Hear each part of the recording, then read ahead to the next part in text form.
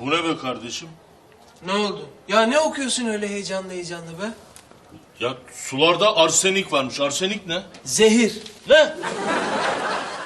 Kim katıyor bu sulara zehri? Göster bana onu, ben hemen döveyim ya. Bir baba, iki baba, üç baba. Orada dur işte Tankurt. Bizim memlekette böyle şeyler yapanları dövmeye kalkışırsan ne kolun dayanır ne bacağın.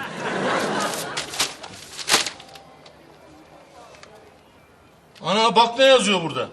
Piyasada satılan balların %75'i sahteymiş. Bu balcıları dövmek lazım.